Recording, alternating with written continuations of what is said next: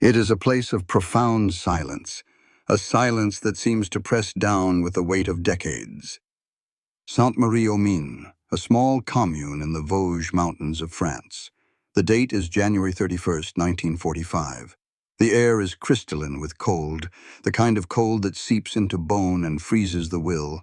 Snow lies heavy on the pines, a pristine white blanket covering a world torn apart by war. In a walled garden, hidden from the public eye, a single wooden post stands stark against the snow. A small group of men are gathered, their breath pluming in the frigid air. They are American soldiers, but their faces are not filled with the bravado of conquerors.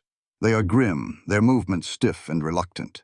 They are here to perform a duty as ancient as warfare itself, a ritual of discipline and death that feels utterly alien in the midst of a mechanized modern war. One man is brought forward. He is small, unassuming.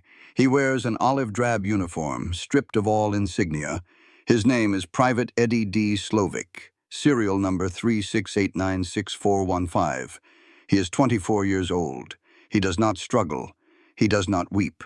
His face is a mask of resignation, a quiet terror that has long since burned past the point of expression. He is led to the post, and his arms are bound behind it. A thick strap is fastened around his waist, another across his chest, pinning him to the wood. A black hood is offered, but he refuses it. He wants to see the sky, the trees, the faces of his executioners. 12 soldiers stand opposite him, forming a firing squad. They are men from his own army, men who have faced the same enemy, slept in the same mud, and endured the same hardships. Each man holds a standard-issue M1 rifle.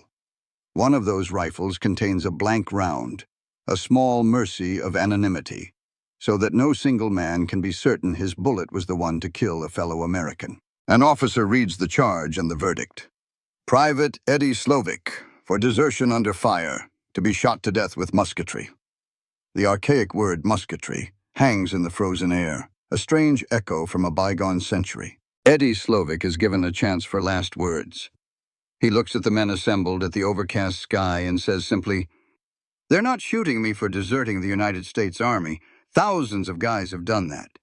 They just need to make an example out of somebody. And I'm it, because I was a thief when I was a kid." Is it a plea, a justification? Or is it simply the clearest, most brutal assessment of the situation a man has ever uttered in the final moments of his life? The order is given. The rifles crack in a single ragged volley. The sound is sharp, violent, an obscene intrusion into the winter peace. Slovik's body slumps forward, held upright only by the straps. The post-mortem will show he was struck by 11 bullets. One found his heart. In a global conflict that would claim the lives of over 400,000 American service members, a war defined by staggering acts of heroism and unimaginable sacrifice, this one, death, stands alone. Private Eddie Slovik was the only American soldier to be executed for desertion since the Civil War, 80 years prior. He remains the last to this day. Why? In a war that saw over 21,000 American soldiers sentenced for desertion, why was this one man, a former petty criminal from Detroit, singled out for the ultimate punishment? Why, at the height of the Good War, a conflict memorialized as a righteous crusade fought by the greatest generation, did the command of the most powerful army on earth feel it necessary to take one of its own, tie him to a post, and shoot him? This is not a simple story of a coward who ran from a fight. To dismiss it as such is to miss the terrifying and complex truth. The execution of Eddie Slovik was not an act of passion, nor was it a straightforward application of military justice. It was a cold, calculated decision, a piece of brutal theater staged by military leadership in a moment of supreme crisis. It was an act of desperation, born from a problem that threatened to unravel the American war effort from within. The story of this one soldier is a window into a darker, more complex side of World War II, a side where the lines between justice and necessity, discipline and cruelty, become hopelessly blurred. The central thesis of our story is this: Eddie Slovik was not executed because he was the worst deserter or the most cowardly soldier in the European theater of operations. He was executed because he was the most perfect example. He was an administrative convenience, a symbol chosen to be sacrificed on the altar of military discipline, at the precise moment the system needed a sacrifice most. His death was a message, a warning written in blood, sent from the highest levels of command to every frightened soldier shivering in a foxhole from the Ardennes to the Rhine. It was a message intended to terrorize them more than the German army ever could. And to understand how this came to be, we must first peel back the layers of myth that have shrouded the war for nearly a century, and examine the world that created a man like Eddie Slovik, and then so clinically destroyed him. The story of America in the Second World War is a cornerstone of the nation's identity. It is a narrative of unity, sacrifice, and unambiguous moral clarity. We see it in black and white photographs of smiling GIs handing out chocolate to liberated children, in newsreels of ticker-tape parades, and in films that portray a nation rising as one to defeat a great evil. This is the myth of the good war fought by the greatest generation. A legion of citizen soldiers who answered the call without hesitation, who faced down tyranny with courage and conviction. And for millions, this was the truth. They were farmers from Kansas, factory workers from Pittsburgh, students from California, who put on a uniform and performed acts of incredible bravery.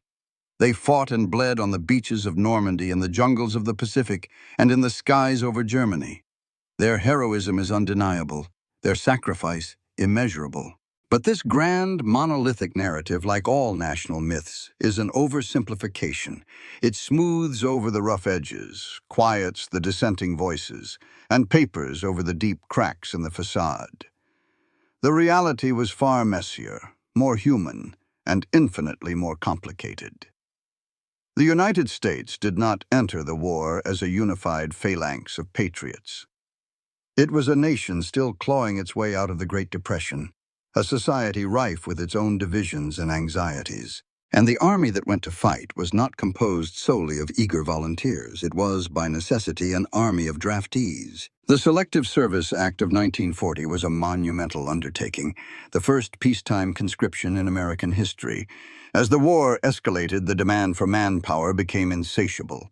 The vast, impersonal bureaucracy of the draft reached into every corner of the country, pulling men from their lives and sending them into the crucible of war.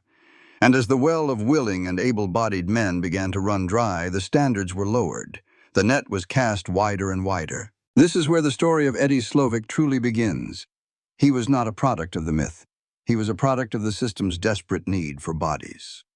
Born in 1920 to a Polish-American family in Detroit, Michigan, Eddie's early life was one of struggle and poor choices. He was a school dropout, a young man who, by his own admission, couldn't seem to stay out of trouble. His criminal record was a litany of petty offenses: theft, disturbing the peace, embezzlement from his job at a plumbing supply company, and later stealing a car with his friends. These were not the actions of a hardened gangster, but of a directionless young man, what the parlance of the time called a delinquent. He spent time in and out of reform school and eventually prison. It was there, behind bars, that he was first classified by the Selective Service. He was deemed 4F, morally unfit for service. To the Army of 1942, Eddie Slovik was not a man they wanted in their ranks. He was seen as unreliable, ill-disciplined, a potential problem. But the war ground on. The casualty lists grew longer. North Africa, Sicily, Italy, each campaign demanded more men. By 1944, the nation was facing a severe manpower shortage. The standards that had once disqualified men like Slovik were revised. Suddenly, his prison record was no longer an obstacle. The Army, in its relentless hunger, had changed its mind. In January 1944, Eddie Slovik, the man once deemed morally unfit, was reclassified as 1A, fit for service. He was drafted. By this point, Eddie had found a semblance of stability. He was out on parole, had a steady job, and had met the love of his life, Antoinette Wisniewski. They married in November 1942. His letters home are filled with a simple, almost childlike affection for her. She was his anchor, the center of his world. The draft notice was a devastating blow, not just to their future, a future he was desperately trying to build, but to his fragile psychological state. He was, by his own account and the accounts of others, A man riddled with anxiety, nervous and high-strung. He was terrified of guns. The very idea of the infantry, of killing and being killed, was anathema to his nature. But the machine of war does not concern itself with the anxieties of individuals. Slovik was sent to basic training at Camp Walters, Texas. There, he was trained to be a rifleman, the most basic and expendable cog in the military machine. He hated every moment of it. The discipline, the forced camaraderie, the weapons. It was a world he was fundamentally unsuited for, yet he completed his training. In August of 1944, he was shipped overseas to France. The timing could not have been worse. The Allied armies had broken out of the Normandy hedgerows and were surging across France, but the cost had been immense. Veteran divisions were bled white, suffering catastrophic losses. To fill the gaps, a constant stream of new recruits, known as replacements, were funneled to the front. This was the infamous Repel-Depel system, the replacement depots that were hubs of fear and alienation. Men like Slovik were treated not as individuals, but as inventory. They were numbers on a manifest assigned to units they had never heard of, to fight alongside men they did not know, under officers who viewed them as little more than temporary patches for a hemorrhaging army. The veterans often refused to learn the replacements' names, knowing they were unlikely to survive their first few weeks of combat. This system was devastating to morale. It created a sense of disposability, a feeling that your life was worth nothing more than a few yards of contested ground. Slovik was assigned to Company G, 109th Infantry Regiment, part of the 28th Infantry Division. If there was a single unit that embodied the brutal reality of the European theater in late 1944, it was the 28th. Their divisional patch was a red keystone, earning them the nickname the Keystone Division. But the soldiers who fought in it had another name for it, one born of blood and agony. They called it the Bloody Bucket. By the time Slovik was sent to join them, the 28th Division had been through hell. They had fought their way through the bocage of Normandy, a nightmarish landscape of thick hedgerows perfect for ambushes. They had paraded down the Champs-Élysées in the liberation of Paris, a moment of fleeting glory. And then, they had been thrown into one of the most senseless and savage battles of the entire war, the Battle of the Hurtgen Forest. The Hurtgen was a dense, dark, and forbidding forest on the German border. It was a place of perpetual twilight, where artillery shells exploded in the treetops, raining down a lethal storm of wood splinters and steel shrapnel. The Germans had sown the forest floor with mines and booby traps. The fighting was at close quarters, a brutal, disorienting slog through mud, rain, and sleet. Entire companies were chewed up and spat out in a matter of hours. The 28th Division was fed into this meat grinder and bled for weeks. They suffered over 6,000 casualties, a staggering number. The division was shattered, its morale broken. The term combat fatigue, what we would now recognize as post-traumatic stress disorder, was rampant. Men broke down, unable to function. This was the unit that Private Eddie Slovik, the anxious ex-convict who hated guns, was sent to join. He was not walking into a band of brothers, a cohesive unit ready to welcome him. He was being sent to fill the boots of a dead man in a division that had been spiritually and physically eviscerated. The antagonist of this story is not a single German soldier or a specific battle. It is this entire system. The relentless pressure of the front, the dehumanizing nature of the replacement depots, and the sheer, unmitigated terror of a place like the Hurtgen Forest. It was a system that chewed up men, and Eddie Slovik was about to be fed into its teeth. The stage was set for a collision between one man's profound fear and the unyielding demands of total war. The path that led Eddie Slovik to a courtyard in Sainte-Marie-aux-Mines began not with a dramatic act of defiance, but with a simple, common error of war. He got lost.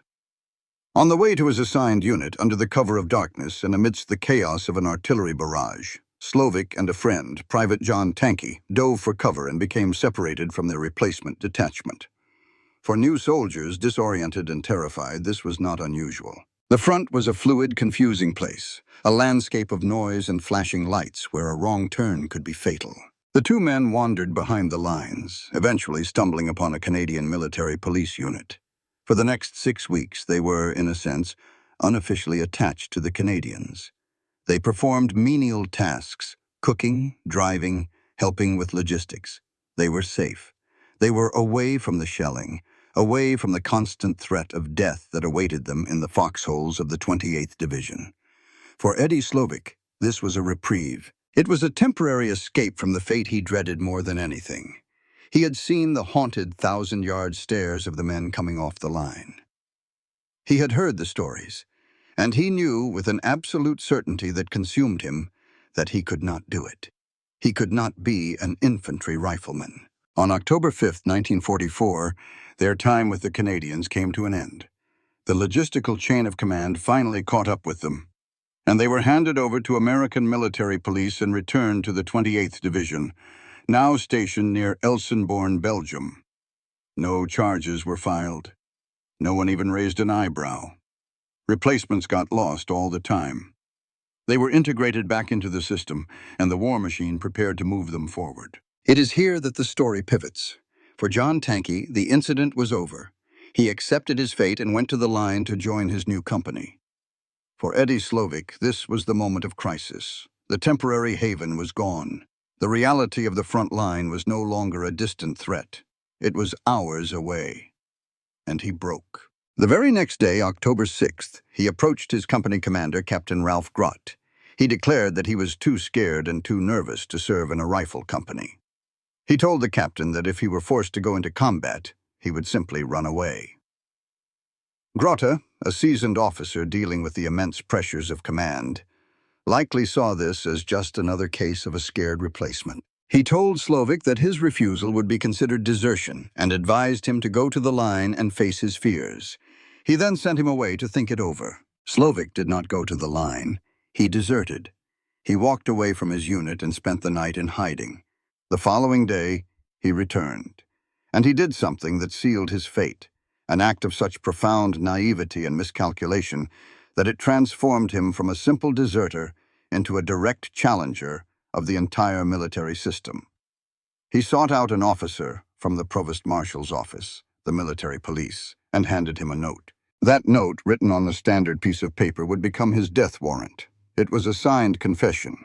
It read, "I, Private Eddie D. Slovik, 3689641 team, confess to the desertion of the United States Army. At the time of my desertion, we were in Elbeuf in France. I came to Elbeuf as a replacement. They were shelling the town, and we were told to dig in for the night. The following morning, they were shelling us again.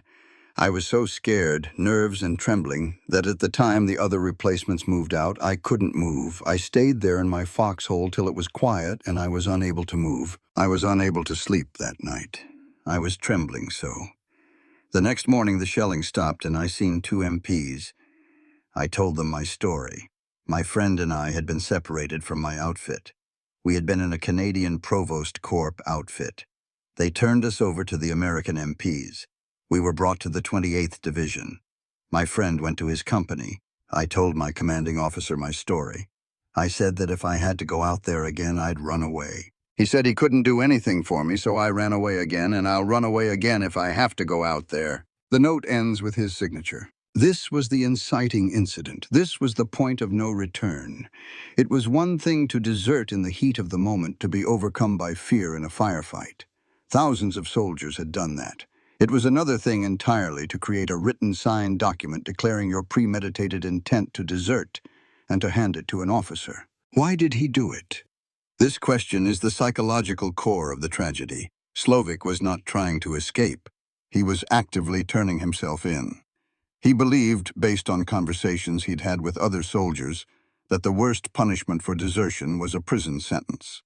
In his mind, this was a rational calculation. A court-martial, a dishonorable discharge, and a few years in a stockade seemed infinitely preferable to certain death in the Hurtgen forest. He wasn't trying to beat the system. He was trying to use what he thought was a loophole within it. He had spent time in prison before. It was a known quantity. The front line was an unimaginable horror. He chose the devil he knew. The officer who received the note, Lieutenant Colonel Ross Henbest, was taken aback. He read the confession and understood its gravity immediately. He urged Slovik to take the note back, to tear it up, and to go to his unit. He warned him of the serious consequences. Slovik refused. He repeated his intention to run away if sent to the line.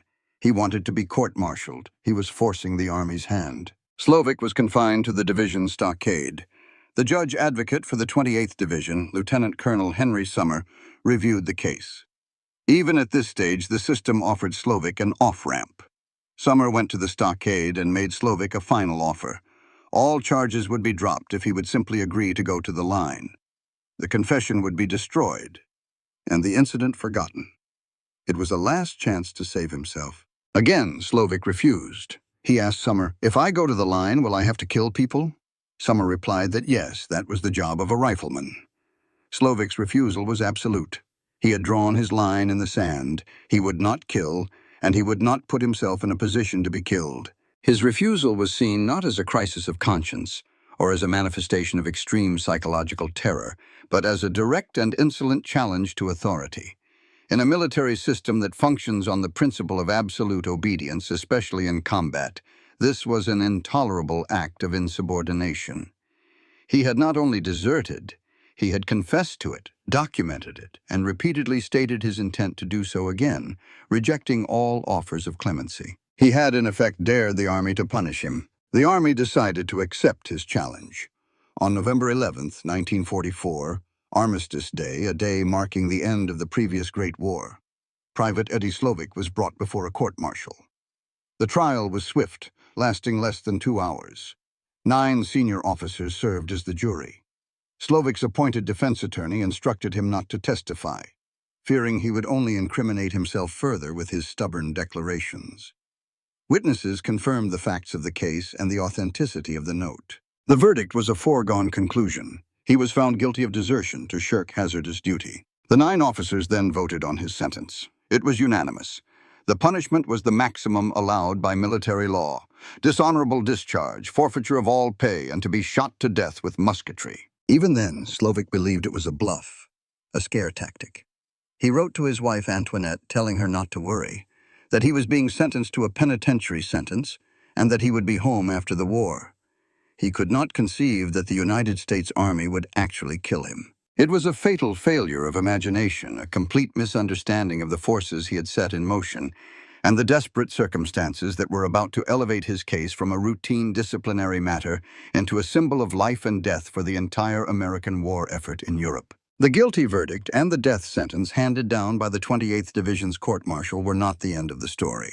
They were merely the beginning of a bureaucratic journey, a journey up a chain of command that would examine the case not through the lens of one man's fear, but through the cold, pragmatic calculus of military necessity. Each step up this ladder moved the decision further away from the mud and terror of the front line and closer to the strategic realities of a continent-spanning war. The first review was conducted by the division commander, Major General Norman Dutch Cota. Cota was a legendary figure, a genuine hero who had famously rallied his troops on Omaha Beach during the D-Day landings with the cry, "Rangers, lead the way." He was a soldier's soldier, a man who understood fear but demanded courage. He had witnessed the decimation of his Bloody Bucket Division in the Hurtgen Forest. He had seen firsthand the spreading cancer of combat fatigue and plummeting morale. When he reviewed the case of Private Slovik, a replacement who refused to even enter combat, who had put his defiance in writing, Cota saw not a terrified individual, but a threat to the discipline of his entire command. On November 27th, he approved the sentence. "Given the situation as I knew it in November 1944, he would later state, I thought it was my duty to this country to approve that sentence." The case then moved to the desk of Lieutenant General Omar Bradley, commander of the U.S. 12th Army Group. His staff judge advocate reviewed the proceedings and found them legally sound. The sentence was upheld. The final appeal for clemency, the last hope for Eddie Slovik, lay with one man, General Dwight D. Eisenhower, the supreme commander of the Allied Expeditionary Force. The decision would be his and his alone. To understand what happened next, we must pull back from the specific details of Slovik's file and look at the vast, chaotic canvas of the war in Europe in December 1944. The timing of this decision was for Slovik catastrophically unfortunate. The Allied advance had stalled. The weather had turned brutal. And on December 16, 1944, the German army launched its last great offensive of the war in the West, the Battle of the Bulge. Three German armies smashed into a weakly held sector of the Allied line in the Ardennes forest, the very region where Slovik's division was recuperating. The initial assault was a stunning success. American units were overwhelmed, surrounded, and in some cases, completely destroyed. The offensive created a massive bulge in the Allied front, threatening to split the American and British armies and recapture the vital port of Antwerp. For Eisenhower and his supreme headquarters, it was a moment of supreme crisis. The news from the front was grim. Casualty reports were staggering. Entire regiments had vanished. In one of the most devastating blows, over 7,500 men of the 106th Infantry Division were forced to surrender at the Schnee-Eifel, the largest mass surrender of U.S. troops in the European theater. The psychological shockwave was immense. And amidst this chaos, another, more insidious problem was reaching a boiling point: the desertion rate. The relentless fighting, the horrific casualties, and the sheer exhaustion of the troops were taking their toll. The number of soldiers absent without leave or deserting from the front lines was skyrocketing. By late 1944, the European theater of operations was dealing with a full-blown crisis of morale and discipline. There were thousands of American deserters roaming France and Belgium, forming gangs, dealing on the black market, and becoming a major security and logistical problem. The Army feared a contagion of broken will. This is the twist in the story of Eddie Slovik. His case was not an isolated incident. He was merely one data point in a much larger, more frightening trend. The High Command was desperately searching for a way to stem the tide, to restore discipline, and convince soldiers that the consequences of running were more terrible than the prospect of facing the enemy. They needed a tool, they needed a deterrent. It was in this atmosphere of crisis, with the Battle of the Bulge raging and the desertion problem spiraling out of control, that the case file of Private Eddie D. Slovik, number 368964415, landed on General Eisenhower's desk on December 23, 1944. What Eisenhower saw was not the story of a terrified man. He saw a case that was, from a legal and disciplinary standpoint, perfect. It was clean. Unlike a soldier who broke after months of brutal combat, Slovik had refused to fight from the very beginning. His desertion was not a spontaneous act of panic in a firefight. It was a premeditated decision. And most importantly, he had documented it himself. There was no ambiguity, no room for doubt, no mitigating circumstances of battlefield trauma that could be argued on appeal. He had been offered multiple chances to redeem himself and had refused every one. He had directly and repeatedly challenged the authority of the United States Army. Eisenhower was a man known for his humanity, his famous grin, and his ability to manage the colossal egos of his subordinate commanders. But he was also a pragmatist, a supreme commander tasked with winning the most destructive war in human history. He was responsible for the lives of millions of men, and for the discipline that held the entire enterprise together. He looked at the report on desertion statistics. He looked at the chaos in the Ardennes, and he looked at the case of Eddie Slovik. The dominoes began to fall. The crisis of the Battle of the Bulge created an urgent need for a solution to the desertion problem. The systemic failure of morale required a powerful, undeniable response. Eddie Slovik's perfectly documented, unambiguous case provided the ideal instrument for that response. His execution could be used to send a shockwave through the ranks. It would be a clear and terrifying message. From this point forward, the price for desertion could be your life. On that day, December 23rd, Eisenhower picked up his pen and confirmed the death sentence. He wrote simply, "To be executed."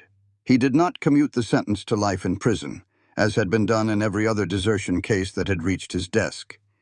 This time, he allowed the final domino to fall. The decision was not personal. It is unlikely Eisenhower spent more than a few minutes on the file. For him, it was a necessary, if distasteful, act of command.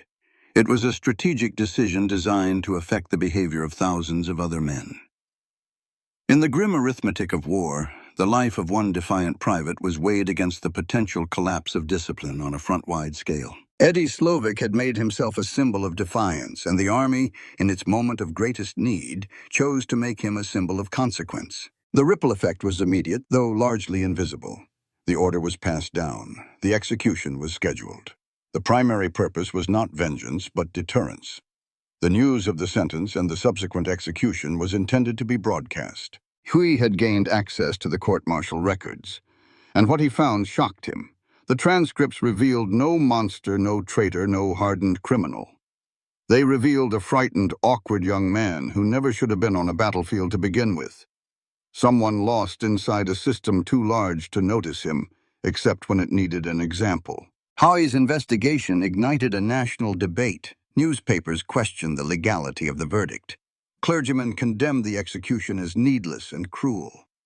Veterans wrote letters describing their own moments of fear, moments where, had luck turned differently, they might have been the ones standing in front of 12 rifles. But the Army stood firm. They insisted Slovik's case was necessary. Harsh, yes, but necessary to preserve discipline during the crucible of 1944. Still, the story would not die. In the 1960s, Slovik's wife, Antoinette, found an unlikely ally, actor and entertainer Frank Sinatra, who was moved by Eddie's fate and attempted to produce a film about his life. The U.S. government quietly pressured Hollywood studios to abandon the project. A movie questioning the Army's wartime decisions, especially this decision, was too explosive. But one thing was becoming clear. Eddie Slovik was no longer the Army's example. He had become a symbol of fear, a symbol of injustice, a symbol of the hidden human cost buried beneath the triumphs of World War II. Antoinette never stopped fighting. For 10 years, she lobbied Congress, petitioned presidents, pleaded with veterans groups. Anything to secure a pardon for her husband. She lived in poverty, often skipping meals so she could pay postage for yet another letter to Washington. She never succeeded.